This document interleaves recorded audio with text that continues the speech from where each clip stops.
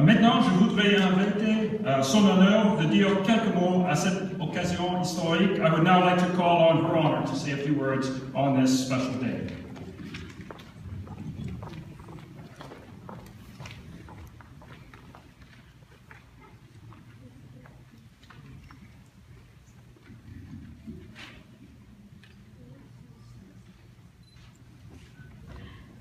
Good afternoon.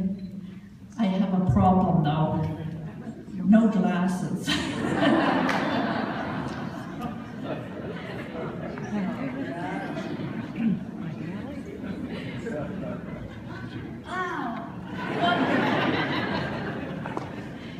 Good afternoon. Members of the legislature, members of parliament, your worships and councillors from surrounding municipalities, members of our Canadian Armed Forces, cadets, they may still be downstairs, I hope they're getting fed, members of the Order of Canada and of the Order of British Columbia, members of the Government House Foundation, friends, proud Canadians, bienvenue, welcome. Thank you for being here on this beautiful Lekwungen territory, Haitchka. What a wonderful opportunity to gather in celebration. 50 years ago today, our beautiful red maple leaf first flew over our Parliament in our national capital. Le 15 février 1965, notre drapeau canadien était déroulé dans une cérémonie en présence du gouverneur général Georges Vanier et Premier ministre Lester B. Pearson. Some of us here are old enough to remember parts of that story, which actually began with a committee in November 1945. That first attempt led to 2,695 suggestions, and the nation continued to fly the red ensign. As the centennial approached in 1967, Prime Minister Pearson felt it was high time Canada should have its own flag. This time the committee received, it wasn't the same committee by the way, 3,500 suggestions, designs, and the debate raged on, with submissions appearing daily in newspapers across the country. Folks were reminded that in 1921, King George V had proclaimed Canada's national colours to be red and white. Major General Eugene Pizet recommended that our emblem be a single red maple leaf on a white field, as that symbol had been worn by every Canadian Olympic athlete since 1904.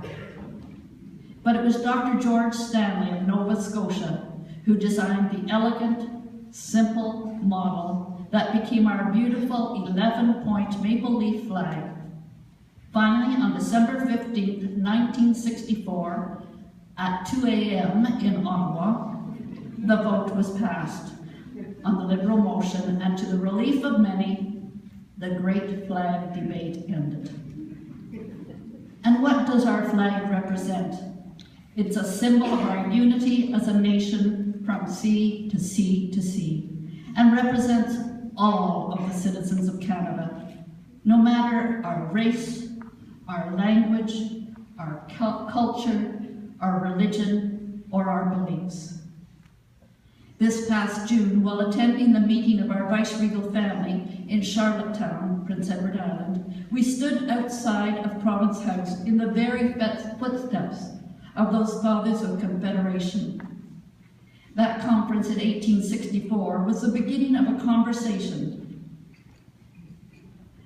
Later, the participants moved across the river to Quebec City to continue the discussion. It struck me as I stood there looking over the Eastern Ocean that this evolution of our country through conversation and debate is what defines Canada. It is this ongoing conversation that has allowed us to evolve through the late 1800s and all through the last century to become this nation of 10 provinces and 3 territories. a proud land from sea to sea to sea. But more than that, this country, born out of conversation, continues to evolve, to improve, to be inclusive, and to grow not in territory, but in stature and magnanimity. Have we made mistakes and done harm? Absolutely. But I believe we continue to learn from our mistakes and to try in good conscience to work to repair those grievous errors. One of the privileges of this position is that I get to travel this incredible province. My goal during my tenure is to visit every valley and to speak to as many of the school students as possible. Two themes of my lectures are the importance of becoming involved in community and taking part in our democracy.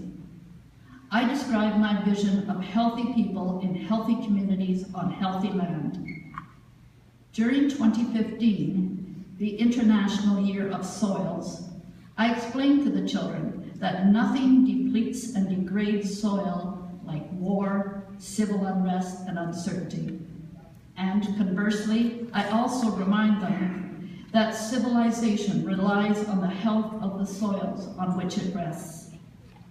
In Canada, we are indeed blessed as a young nation, born through conversation and compromise rather than conflict. And so our flag, the wonderful red maple leaves, stands for a nation, a people who respect one another and respect the land that nourishes us and supports us. As we move forward, we must continue to learn from one another and from our shared history. As we anticipate 2017, the 150th anniversary of this nation, it is so fitting that we celebrate this symbol of our unity. In Canada, we are known for our quiet, humble, and peaceful demeanor. It is why we have earned an international reputation as peacekeepers. But that should never be mistaken for a lack of pride. One only has to visit the many schools, as I do, and see our children stand at attention and sing O Canada, often in 2 languages, or to hear them perform their newly composed songs about Canada for my Sing Me a Song contest. Let us continue to salute this symbol of evolving nationhood and remember how we got here, but also recognize that we all have a great responsibility to pass on this nation to our children and grandchildren, from whom we have merely borrowed it in its vibrant, strong, and healthy condition. Thank you all so much for joining us today for this grand occasion as we celebrate the 50th birthday of our flag. Happy birthday to our noble red maple